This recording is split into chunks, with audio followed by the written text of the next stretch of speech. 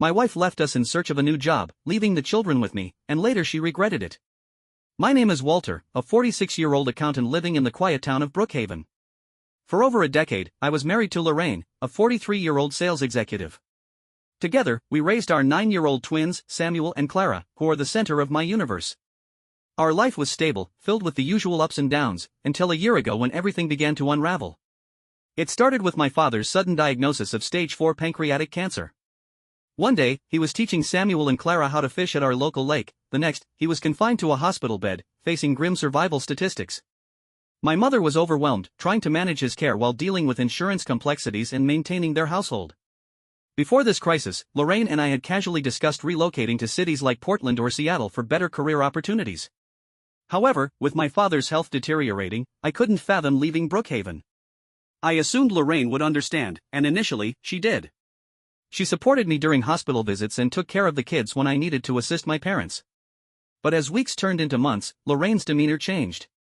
She began expressing dissatisfaction with her career prospects in our town and started forwarding job listings from larger cities, highlighting the lucrative salaries and growth potential. When I reminded her of my father's condition, she suggested he could visit us occasionally, a notion that was both impractical and insensitive given his health. Our discussions escalated into arguments, especially after the children were asleep. She accused me of using my father's illness as an excuse to avoid change, while I felt she was being dismissive of a life-and-death situation. The tension in our home became palpable. The breaking point came after a particularly exhausting day at the hospital. I returned home, drained, only to be met by Lorraine's excitement over a new job offer in Boston, boasting a significant salary increase. She had applied and interviewed without informing me, and now expected us to uproot our lives. I was stunned. 11 years of marriage, and she made such a monumental decision unilaterally. When I questioned her actions, she claimed she didn't want to burden me with the possibility unless it became a reality. She felt I was unsupportive and negative, accusing me of dragging down her aspirations. I realized then that our partnership had eroded. I was no longer her confidant but an obstacle. That night, Lorraine packed a suitcase and left for her sister's place in Maplewood. The next morning, I struggled to explain her absence to Samuel and Clara, offering vague reasons to shield them from the painful truth. They were confused and hurt, sensing the disruption in our family. 4 days later, Lorraine returned, citing her love for the children as the reason. We attempted a rational discussion, acknowledging our love for each other but recognizing the impasse. She was determined to pursue the Boston opportunity, while I couldn't abandon my parents during this critical time. We reached a compromise. She would move to Boston for her job, and I would stay in Brookhaven with the twins, with her visiting every other weekend. This arrangement was far from ideal, but it seemed the only viable option to avoid immediate divorce. Lorraine found a modest apartment near her new office, and we discussed logistics, finances, visitation schedules, and holidays. While avoiding the underlying issue, our marriage was effectively over. The first month of this new routine was challenging but manageable. Lorraine visited as planned, and the twins began to adjust. I juggled my full-time job, parenting responsibilities, and supporting my parents. Exhaustion became my constant companion, but I persevered for the sake of my family. However, as weeks passed, Lorraine's visits became shorter and less frequent. She cited work commitments and client meetings as reasons for her absences. Our phone conversations dwindled, and when we did speak, she seemed distant and irritable. She avoided discussions about my father's worsening condition, focusing instead on trivial matters. I noticed a change in her social circle.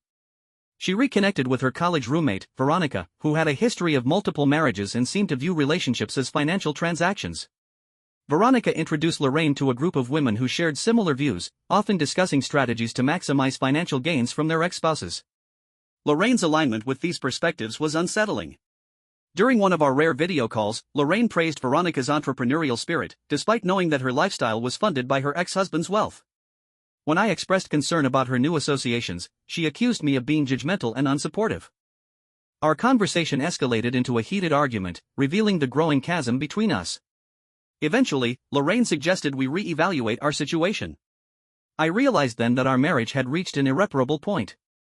I focused on my responsibilities, caring for the twins, supporting my parents, and maintaining my job, while Lorraine pursued her new life in Boston. After Lorraine left for Boston, my days settled into a relentless rhythm. Wake at 5:30. Make breakfast. Dress the kids. School drop-offs. Work a full day. Drive my parents to medical appointments. Homework. Dinner. Bath time. Bedtime stories. Collapse. Repeat. Exhaustion became a familiar companion, but I clung to routine like a lifeline. It kept me moving, and more importantly, it gave Samuel and Clara a sense of stability. They were adjusting better than I'd expected, all things considered. Lorraine stuck to her bi-weekly visits, at first. But then the visits got shorter. Less predictable. She'd text on Thursday night, "I might not make it until late Saturday, huge client pitch Friday, and I need prep time Saturday morning." Or she'd leave early Sunday, citing prep for a Monday meeting. Sometimes, she wouldn't come at all. At first, I tried to be understanding. I knew what high-stress sales jobs were like. But the pattern was too consistent. Each time she missed a weekend, she'd offer some polished excuse, but the excuses felt practiced, empty. And the kids noticed. Especially Clara. One weekend when Lorraine canceled last minute, Clara sat on her bed in silence, then softly asked, "Did Mommy forget about us?" I told her Mommy was busy with work, that she missed them very much. It felt like a lie, and I think Clara knew it. Samuel didn't say much. He just got quiet, and when he did speak, it was only about practical things, like homework or what was for dinner. Like he didn't trust his feelings to matter. I started receiving school reports about them being more withdrawn. Clara began telling her classmates stories that Lorraine worked in the government, that she had meetings with senators and even the president. At first, I chuckled. But then it hit me, Clara was rewriting her reality to cope. She needed her mom to be important, to be something other than gone. And Lorraine? She was slipping further away. I'd hear about her new social circle in passing. Veronica, her old college friend, had become her closest confidant. I remembered her from our wedding. Calculated. Opportunistic. She'd been through multiple divorces, always landing on her feet financially. Now, she was back in Lorraine's life, introducing her to women who openly treated marriage as a negotiation and opportunity, not a commitment. Lorraine mentioned them casually one day during a FaceTime. She laughed while recounting how one of them convinced her ex-husband to buy a luxury car just weeks before filing for divorce. Another had manipulated her spouse into putting a summer house in her name and later forced him to sell it post-separation. Lorraine thought it was empowering. I was speechless. This wasn't the woman who once cried when Samuel scraped his knee or who stayed up nights sewing Clara's Halloween costume. That woman taught our kids about honesty and accountability. Now, she laughed about asset hiding and legal maneuvers like they were life hacks. I voiced my concern, gently at first. "You think these women are good influences?" I asked. "They're smart," she snapped. "They know their worth. You wouldn't understand." You're right. I don't understand how living off settlements and manipulating people is a symbol of strength. See? There it is again. Judging me for building something of my own. I didn't have the energy to argue anymore. It got worse. One Sunday night, just as I'd gotten the twins settled into bed, Lorraine called.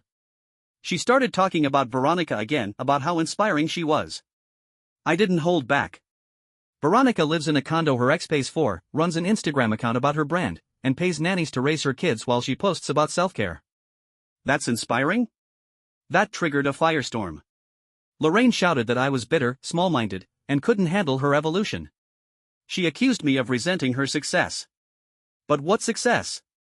She wasn't building a company or a family. She was chasing a mirage, and every step she took left our children further behind. After that call, I stopped initiating contact. If she wanted to speak to Samuel and Clara, she could call. If she wanted updates, she could ask. But I wouldn't chase her anymore. Weeks went by with silence. The kids adapted. I didn't tell them to, they just did. It broke me a little to watch it happen. They became used to her absence. Samuel stopped asking when she'd visit. Clara stopped setting aside drawings for her. Then came the night that changed everything. It was nearly 1:30 in the morning. I was on the couch, scrolling aimlessly, when Lorraine's name lit up my phone. I panicked. Maybe something had happened. I answered immediately. But there was no emergency. Just sobbing. Heavy, broken sobs. It took her almost 2 minutes to say a full sentence. When she finally did, it came out in a disjointed rush. "I made a mistake, Walter. I made the biggest mistake of my life." She told me everything. The job in Boston? A disaster. The company had downsized twice. Her 6-figure salary had been cut in half. She was doing the work of 3 people, barely sleeping, trying to keep her head above water. Her boss had told her she wasn't executive material anymore. She'd tried dating at Veronica's urging. Get back out there, they'd said. But every guy was the same, shallow, transactional, uninterested in anything real. She confessed to hookups that left her feeling worse, not better. One man turned out to be married. When she confronted him, he laughed, said he figured she was fine with it, considering who she hung out with. Veronica knew and didn't care. That's when Lorraine started to see things differently. That this group of empowered women were more bitter than brave. That their lives revolved around extracting value, not building it. She called them survivors, but in the same breath admitted how empty she felt around them. Then, her voice cracked again. I miss Samuel and Clara. I miss them so much, it physically hurts. Every Sunday night, when I fly back to this empty apartment, I cry. I miss bedtime stories. I miss their questions. I miss Clara's singing. Even Samuel's muddy soccer cleats. I miss our Friday movie nights. I miss your mom's cooking. I miss everything. And finally, she said it. I miss you, Walter. I'd leave this job tomorrow. Take anything. Just, can we try again? When Lorraine said she wanted to try again, I didn't respond right away. Not because I didn't know what to say, but because I didn't want to say what I knew she didn't want to hear. She had finally realized the road she chased led to a dead end. But what she didn't understand, or refuse to, was that she wasn't returning to the same place she left. The house, the children, and most of all me, we had changed. Or maybe we'd just finally faced the truth. Still on the call, Lorraine kept talking about the job she now hated, the sleepless nights, the loneliness. She said even Veronica had started pulling away after Lorraine stopped laughing at the usual clever divorce tricks. Their friendship felt transactional now, the same way her dating life had felt, like everything was measured in what it could get her, not what it meant. Then she shifted gears, asking about the kids. How are they? What have I missed? So I told her, carefully. That Samuel had started reading chapter books on his own, that Clara had learned to ride her bike without training wheels, that they were both sleeping better, eating better, and yes, laughing again. I miss them, she whispered. I miss everything about being a mother. I believed her. But I also knew something else. Missing your kids doesn't undo the decisions that led you to miss them in the first place. That's when I finally spoke. You made a choice, Lorraine. You applied for that job behind my back. You left without a real plan for how this would affect your children. And when it got hard, you kept pulling further away. You chose that. She didn't respond. Just soft crying on the other end. And now that the job didn't work out, that Boston isn't what you hoped you wanted to do over? That's not how this works. This isn't some project you paused. These are real lives. Our kids are real people, not a chapter you flip back to. I know, she said quietly. I was wrong. I just thought. I thought I needed more. What you needed was already here.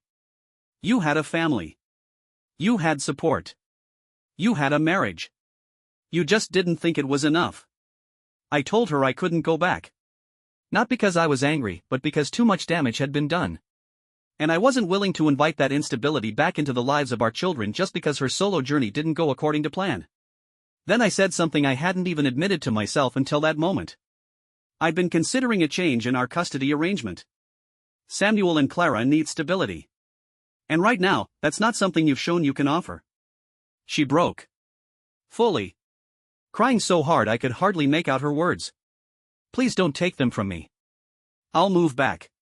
I'll quit the job. I'll do anything. Please. But it wasn't about punishment. It was about protection. After the call ended, I didn't sleep. I sat at the kitchen table, the same one where we used to eat breakfast as a family, and I stared at the empty chair across from mine. The next day, I called Lorraine's sister, Nina, someone who had always been level-headed, even throughout the divorce. She'd stayed close to the kids, helped during holidays, and had always been fair. She picked up on the first ring. I know why you're calling, she said softly. She called you? She called me crying at 2 a.m. Said she might lose the kids. Is that true? I explained everything. That Lorraine had barely maintained contact for months, that her visits had grown shorter and less reliable, and that I wasn't trying to punish her but protect the children. I told her the kids had finally found a rhythm. That Clara no longer cried on Sunday nights, and Samuel had stopped asking if Mom was coming this weekend. I understand, Nina said, after a long pause. I really do. I want what's best for the kids too. Later that afternoon, I called my attorney. He'd handled the divorce paperwork and knew most of the situation already. I laid it out clearly: Lorraine's decision to leave, her limited involvement since, her unstable emotional state, and her expressed regret that now arrived only after her life in Boston unraveled. I want to file for temporary full custody, I told him. With supervised visitation until there's a plan in place that puts the children first. He was quiet for a moment. Then he said, "You have a solid foundation for the request. She voluntarily left the family home, minimized contact, and there's documentation to show how the children have improved under your primary care. I'll draft the petition today." After we hung up, I sat down and wrote an email to Lorraine. It was the hardest message I've ever written because I knew what it would do to her. But I also knew what it would mean to my kids. Subject: custody adjustment. Lorraine. After careful reflection, I've decided that our current custody arrangement is no longer in Samuel and Clara's best interest. The children have developed a sense of emotional consistency over the past few months that I believe would be disrupted by further instability. I've asked my attorney to file for temporary full custody, with supervised visitation to be reassessed after a formal evaluation. This isn't an act of retaliation, it's a decision based solely on what I believe is best for the children's mental and emotional well-being. This weekend's visit is cancelled. Please direct all further communication through legal channels. I've arranged for the children to begin seeing a counselor to help them process these transitions. Walter. Her reply came within 30 minutes. It wasn't an apology or a plea. It was a string of voicemails, text messages, and eventually, a long email from Veronica laced with veiled legal threats and character attacks. I didn't even open the full message. I just forwarded it to my attorney and blocked the number. The next day, I sat down with the twins. They'd been excited about their mom's visit. Clara had drawn a picture for her, and Samuel had practiced a soccer trick he wanted to show off. I sat them at the table, their legs swinging under their chairs, and I did my best to explain. Mom's going through a hard time right now, and she won't be visiting for a while. Clara's eyes welled up instantly. But she promised. I know, I said gently, taking her hand. Sometimes even grown-ups break promises. Not because they want to, but because they just can't keep them. Samuel didn't cry. He just stared at me and asked, "Are you going anywhere?" I shook my head. No. I'm right here. I'm not going anywhere. Can we get ice cream? He asked. Yeah, buddy, I said. We can get ice cream. That night, I called my dad. He was having a tough day from chemo, but when he heard my voice, he perked up. You sound different, he said. I made a decision, I told him. I finally stopped trying to patch up something that doesn't hold water anymore. The kids deserve better than being second in someone else's life. He squeezed my hand and nodded. That's what being a parent is about, son. Making the hard choices, even when they hurt. The hearing for temporary full custody was set just 8 days after my attorney filed the motion. The lead-up was a blur of paperwork, statements from the kids' school, and documentation of missed visits. My lawyer was calm and collected, told me that Lorraine's pattern of absence, instability, and emotional inconsistency would hold weight with the judge. The fact that I hadn't denied access before this and had acted in the kids' best interest would only help. Still, it didn't feel like a victory. Nothing about this situation felt triumphant. I wasn't trying to win, I was trying to protect. The night before the hearing, I tucked Samuel and Clara into bed. Clara asked, "Will mommy be mad at us?" I told her, "Sweetheart, none of this is your fault. Grown-ups make choices, and sometimes those choices have consequences. But your mom loves you, that hasn't changed." They both hugged me extra tight that night. At the hearing, Lorraine looked like a different version of herself, not the corporate, confident woman who once left for Boston, but someone worn down. Her hair pulled back hastily, a dark blazer she hadn't ironed, eyes tired but brimming with hope. Not for the job, or a lifestyle, but for a second chance at motherhood. The judge asked questions. Lorraine admitted to her absence and explained the work stress, the emotional toll, the isolation. She said she was planning to resign from her position and move back to Brookhaven even if it meant working retail or taking a pay cut. When the judge asked if she thought the current custody arrangement was working, she hesitated. Then she looked at me and said, "No. I let them down. And I let him carry everything." It wasn't the admission that changed things, it was that she finally spoke as their mother, not as someone trying to defend herself. The judge ruled in my favor but with conditions: temporary full custody granted, with supervised visits to begin immediately.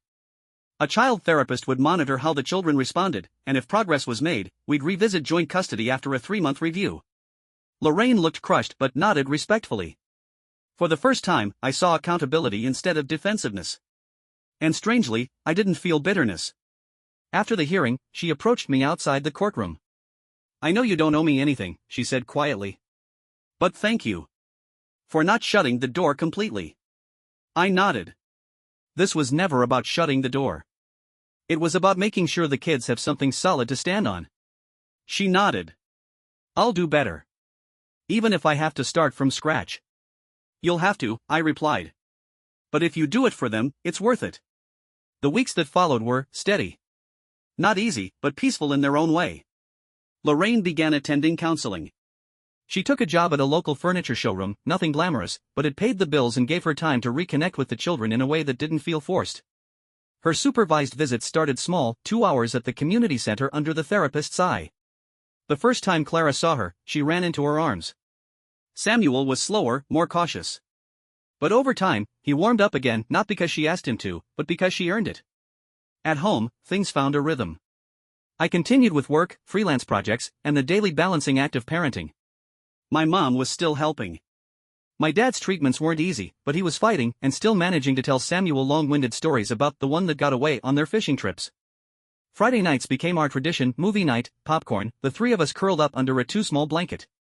Clara always insisted on animation, Samuel always lobbied for space battles. We alternated. I began to take pride in the quiet victories. Like making Clara's favorite chicken soup from scratch. Like watching Samuel master a piano piece we'd both thought was too hard. Like seeing them sleep peacefully without wondering who might not show up the next day. One day, maybe a few months after the hearing, Lorraine sent me an email. Not about court, or custody, or logistics, just a note. Subject: thank you, Walter. I'm not writing this to change anything or ask for anything. I just wanted to thank you for being the kind of parent our children could count on when I wasn't. I look back at who I was, and I hardly recognize that person anymore. You carried a burden that should have been shared, and you never used it to turn the kids against me, even when I deserved it. They are happy, healthy, and kind. That's you. I'm just hoping I get to be part of that again, even if it takes time. Lorraine. I didn't reply. Not because I was angry, but because it didn't require a reply. She'd said what she needed to say, and I respected that. Over time, her visits became longer. The counselor noted improvements. And while I still had primary custody, I allowed her an extra afternoon here and there with the kids' agreement. It wasn't a reunion. It wasn't romance. It was something harder, something more real: co-parenting, with effort and boundaries and communication. And for now, that's all it needed to be.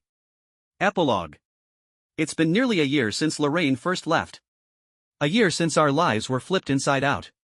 A year since I learned that love is not enough if it isn't grounded in presence, sacrifice, and consistency. My father passed away 6 weeks ago. He went peacefully, surrounded by family. Lorraine attended the service and quietly thanked him for raising the kind of man who holds the house up even when it's falling down. That night, after the kids were asleep, I sat on the back porch alone, just me and the quiet. And I finally let myself cry, not out of pain, but release. Samuel and Clara are doing well. Clara recently said she wants to be a scientist and a painter. I told her she could do both. Samuel still plays piano but now also helps me cook on weekends. We're building something, just the three of us. A life. A rhythm. A foundation. And that, more than anything, is how you begin again. Thank you for watching the video. Like it if you watched the video to the end and don't forget to subscribe. Have a nice day.